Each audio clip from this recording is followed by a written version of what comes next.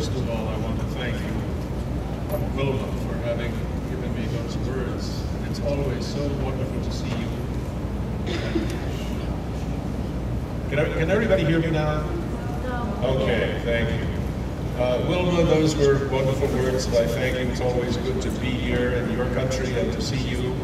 You've been such a good friend to so many people in the world, including Barbara and me. So, and Phyllis, thank you for your part of that introduction. Make me feel very welcome indeed. It's good to be here, and I've not been in this auditorium before, but it's very nice, and I'm pleased to see so many of our native flags on the wall. I thought that I would read you some poetry today. I am a poet. I write things other than poetry, as you know. The novel House Made of Dawn is perhaps the work I'm best known for, but I also have written a book called The Way to Rainy Mountain, which is a kind of reflection of Kiowa folk tales. This is a book of Kiowa oral tradition, and it contains stories that go back a long way in time. My father told me stories when I was very small, very young, and I took them into my mind and heart because they meant so much to me. I didn't realize at the time that they were so fragile, but they came from the oral tradition. They had never been written down. And so, as all things in the oral tradition are, they were just one generation removed from extinction. And so, when I became an adult, it occurred to me that these things might well be lost if I didn't pass them on. And so, I translated, or had translated, mostly by my father, stories in Kiowa, and wrote them down and put them in a book called The Way to Rainy Mountain. My father illustrated that book, and it is very beautifully designed. I hope you have a chance to see it. Maybe some of you use it in classes, I don't know. But I brought along some things that I'd like to share with you. This is to be a poetry reading, and so I'm going to read from my own work a few things, and I will talk to you about them a bit. Some of them require a little bit of an introduction. And let me begin with a poem that I wrote some years ago called Plainview. I wrote a series of poems called Plainview, Plainview 1, 2, 3, and 4.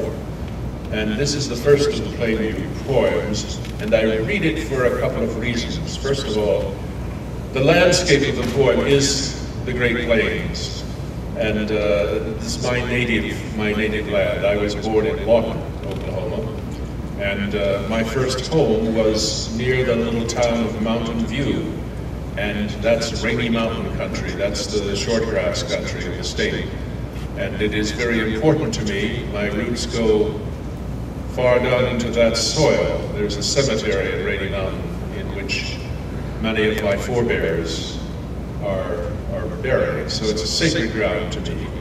And this poem comes directly from that landscape, Plainview 1. There in the hollow of the hills I see 11 magpies stand away from me. Low light upon the rim, a wind informs this distance with a gathering of storms, and drifts in silver crescents on the grass, configurations that appear and pass. There falls a final shadow on the glare, a stillness on the dark, erratic air. I do not hear the longer wind that lows among the magpies. Silences disclose until no rhythms of unrest remain. 11 magpies standing in the plain. They are illusion, Wind and rain revolve, and they recede in darkness and dissolve.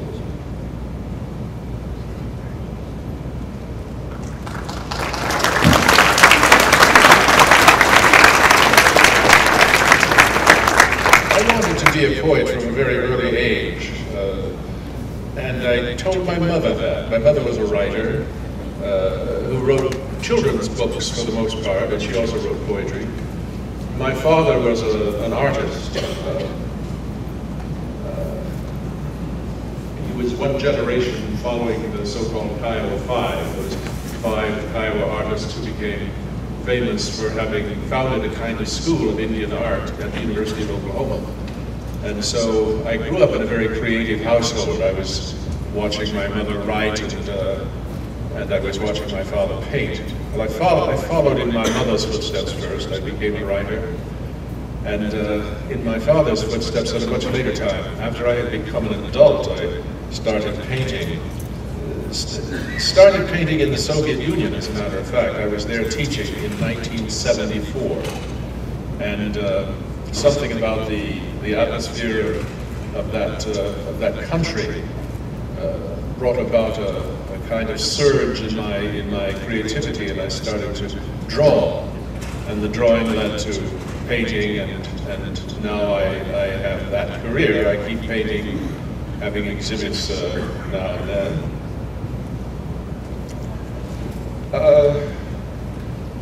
When I was in college, I entered a number of writing contests, poetry writing contests. And I won some of them, and so I felt that I was well on my way to becoming the writer I wanted to be.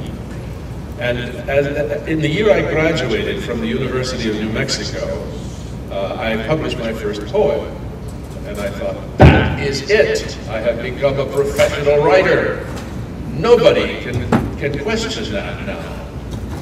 That was a big moment in my life, and indeed I did go on to write many other things, but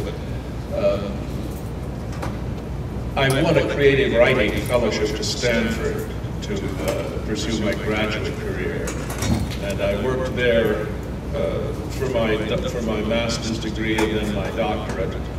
And all of that time I spent at Stanford, I was taking one course again and again and again, along with others. But that one course was the most important to me. It was called The Writing of Poetry, and it was taught by Ivor Winters, who was a famous critic and himself a wonderful poet. He became my advisor and then my friend, and I learned much of what I know about the technical aspects of poetry from him.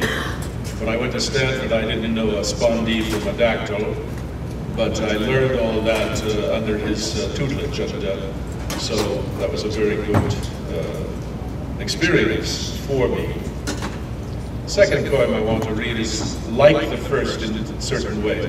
By the way, the first one, I'm sure you recognize that it is in couplets, and its rhyme scheme is very tight, in exact rhyme scheme, and it is written in what we call heroic couplets, that is, couplets composed in measure of 5 beats to the line. It's called also iambic pentameter, which is a kind of frightening term until you realize it simply means 5 feet in a line. The chief kind of foot is the iamb, which is an unstressed syllable followed by a stressed syllable. Until is an iamb. Tonight is an iamb. And that's, they tell me, iambic pentameter is the basic rhythm of the English language, that we talk in iambic pentameter, though we're very seldom aware of it. You begin to know that when you write, you learn things about the language, and that's an important thing to learn. And I want to say to the young people here especially, language is a sacred matter. We have lost a lot of our appreciation of language. We've lost the belief in the power and language, power and beauty of language. You know, at one time we all thought that words were very powerful and that they could, if we